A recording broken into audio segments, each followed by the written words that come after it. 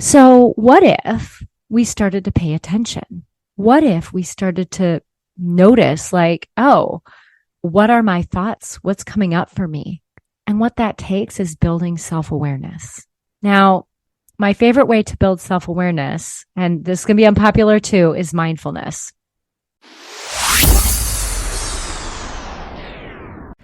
Hi, I'm Jen Barnes, and you're about to experience how to ditch the old ways of doing things, embrace your neurodivergence, learn tips and tricks to function optimally, and love yourself, neurodivergence and all. Welcome to the Self-Loved Woman podcast.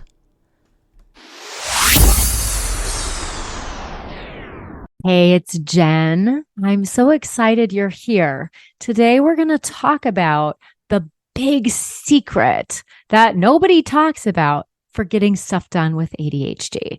So maybe you've been struggling to get yourself to do stuff, and perhaps you've tried all the tips and tools and nothing seems to work. Maybe even things me and other creators have suggested, perhaps things your therapist has said if you have one, and you're just like, I can't do this. Maybe you've even started to wonder if something's wrong with you.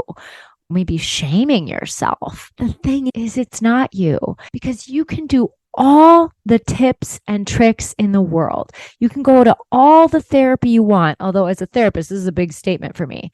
But until you do this one thing, it's still going to be really hard to get yourself to do stuff.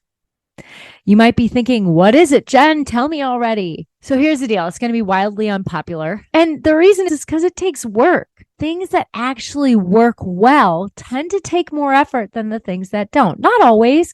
Hard work doesn't always guarantee success.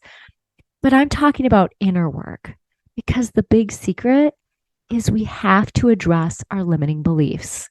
As women with ADHD, many of us undiagnosed until adulthood, or maybe self-diagnosed even now, perhaps having masked our entire youth, we took on so many of the comments and criticisms that other people made about us inside of our ADHD. And so those became these limiting beliefs. So what is a belief? What is a limiting belief? A belief is a perception or thought that you believe is true. And a lot of times, our beliefs are so deeply entwined in our being that we don't even notice that they're beliefs. We just think it's the truth. And there are some things that are true. Like, for example, with ADHD, we legitimately have executive functioning challenges that come by our brain naturally. That doesn't mean, however, that we can't get ourselves to do stuff. We just have to do it differently. We have to be creative. And I do want to mention, when we talk about getting ourselves to do stuff, yes, productivity is not the only way we're valued in the world. And there certainly is patriarchal pieces to needing to be productive at all times. But here's the thing. I don't know about you, but as a single woman by choice, I have to work. I have to work in order to support myself.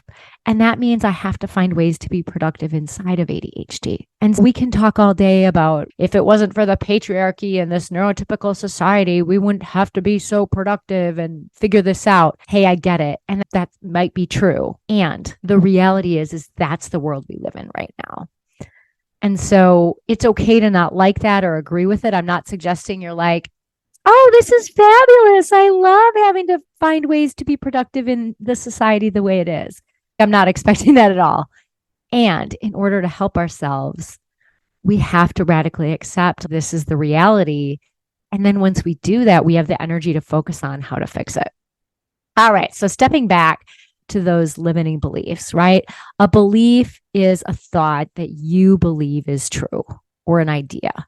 And you've come to believe it, like I said, honestly, right? Like maybe you've come to believe that you can't do things. Like I can't run a business, or I can't do a podcast, or I can't, I don't know what else, but all kinds of stuff. I can't focus. That's a big one I hear. And it might be more challenging for you to focus if you did it the exact same way that someone who doesn't have ADHD did. But it reminds me of that saying that some attribute to Einstein, although recently I've seen that's not what he said. But anyway, it's the idea that even a fish will think he's stupid if you ask him to climb a tree, right? Because our brains function a certain way, and we aren't birds or, I don't know, squirrels maybe who climb trees. Squirrels climb trees, birds land on them. But we're not going to be able to get to the top of a tree if we're a fish. Just like we're not going to be able to use typical strategies for getting stuff done that people who don't have ADHD do and have it not take longer most of the time. Sometimes you can. I don't want to add another limiting belief. Like maybe you're like, no, Jen, I got no problem with this. I got no problem getting stuff done. And the thing is, we've got to understand what our limiting beliefs are so we can start to question them. So the first step in that is even noticing that we have a belief. And I got to tell you, that's the trickiest because these beliefs are sneaky because, well, we've come to believe they're true. So they look like fact to us, but they are things that are keeping us stuck. So what if we started to pay attention? What if we started to notice like, oh, what are my thoughts? What's coming up for me? And what that takes is building self-awareness. Now, my favorite way to build self-awareness, and this is going to be unpopular too, is mindfulness. Stay with me because here's the deal. Everyone talks about mindfulness practice, and I got to tell you, most people get it wrong. Not like John Kabat-Zinn. He obviously, I'm not talking about the big name people, but when people hear mindfulness or meditation, they're like, I can't quiet my thoughts. Oh my gosh, my thoughts will overwhelm me and all this kind of stuff. But here's the deal. You couldn't quiet your thoughts even if you tried. The human brain is meant to think. That's what it does. It's thinking when we are asleep. It's thinking when we have surgery. It's thinking when people are in a coma. And so our brains think. That's what they do. So when we're practicing mindfulness or meditation that's outside of mindfulness meditation, we're not trying to quiet the brain. What I would recommend we do if we're wanting to increase our awareness is we decide to focus on one thing during our mindfulness practice or our meditation practice.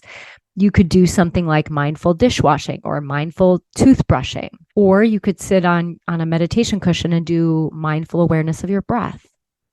But whatever it is, what we want to try and do is notice what's going on in the present. Notice the soap on your hands and the water and the clinking of the dishes and glasses and stuff. Or notice the flavor of the toothpaste and each and every tooth that you're brushing. Notice your breath moving in and out of your body, perhaps noticing your belly and chest move as you do it. Whatever it is, you want to notice that. But here's the thing. You aren't going to be able to stay focused on it. Because your brain is going to think. That's what it does.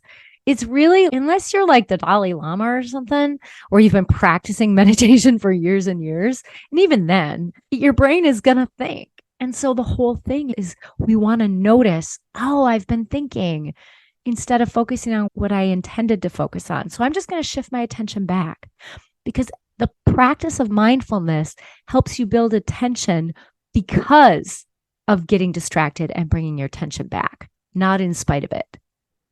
In fact, if you could just sit and meditate for 20 minutes and not have a single distraction, which, oh my gosh, if you can do that, that's amazing. But if you're able to do that, then 20 minutes, that 20 minutes is not about you improving your ability to focus.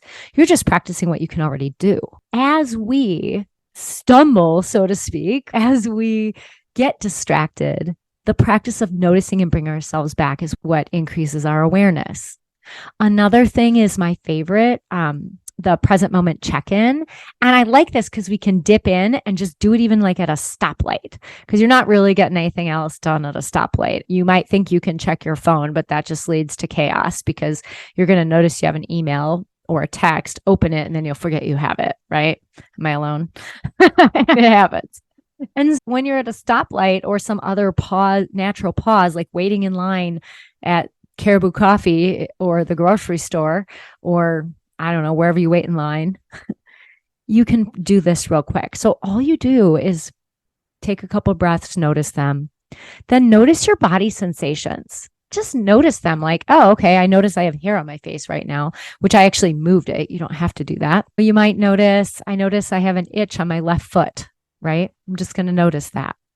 So you might notice different sensations in your body. Just notice. Then you can notice your emotions. You might notice like, oh, I'm feeling impatient as I wait in this line. Or, oh, I feel overwhelmed by everything I have to do today. Whatever it is, just notice. And the last thing you're going to do is notice your thoughts. Are they moving or are they still? If they're moving, are they moving quickly or slowly? Are your thoughts about the past and the future, or are they about the present moment? Just notice. So doing that, I don't know, if you could do it 3 times a day, would dramatically increase your self-awareness so that when you are having limiting beliefs, you're going to be able to notice like, oh, I wonder if that's true. Oh, I don't feel like I can do that. Or I can't do that. When you hear yourself say, I can't, that's a big one to go, ooh, is that true? Or do I just need to do it differently or whatever? But we're not even talking about questioning it at this point. We're just talking about noticing, oh, wow. Yeah, I believe that. And then what you can start to do as you have awareness of these limiting beliefs is question, is that true? Now, here's the thing. A party might be like, yep, it's true. I can't focus, Jen. I can't do stuff, whatever. I got 2 things to say to that. One, how's that working for you? Is believing that helping you be more productive and get the things done you need to make a living in your business? And 2, is it true 100% of the time? Is it true that you never get anything done ever? And I have to challenge you here because chances are, if you're listening to this podcast, you got yourself to listen. If you got out of bed this morning, you got out of bed. If you brushed your teeth this morning, you brushed your teeth. So it's not that you can't do anything. It's just that sometimes it's more challenging. So you want to start to challenge those kind of limiting beliefs. And just like I just did, you want to look for the evidence that the belief isn't always true. Because if you think about it, like I said, how's that working for you? How does it feel to believe that you can't get anything done? I don't know about you, but it feels pretty crappy to me if I were to believe that. It feels like a feeling of helplessness. And that feels awful. So instead, we can start to poke holes in that belief and look for the evidence that's not always true. Maybe it's not even true ever. Sometimes it's true, but maybe not. Today, we've talked about the big thing that's going to help you get stuff done with ADHD. And yes, the tools and strategies, finding unique ones that work for you and helping to tailor them to you is really important. And none of that's going to work until you can notice your limiting beliefs and address them. If you're not already, I would love if you followed this podcast and even leave a comment, like drop a comment in the comment section. I'd love to hear from you and see how this landed. If you're a woman with ADHD and you identify as an entrepreneur or a small business owner, maybe you're trying to get your business started, but you're struggling to really get going or prioritize it or to even make money in it, being able to serve as many people as you want to, then I have a special treat. I'm super excited to announce the launch of my secret podcast series that launches on Monday, August 20th. It's the Neurofabulous Entrepreneur, Unleashing Your Inner Power. And what we'll focus on is helping you get past some of these limiting beliefs as well as address other stuck points to really help you thrive in your business and in life. So every day we'll drop an episode of this secret podcast series, and I'll be offering home practice activities like a little mini workbook each day for you to do some reflection, along with an exclusive Facebook group so we can all connect as we're working through it together. And you'll be able to connect with me.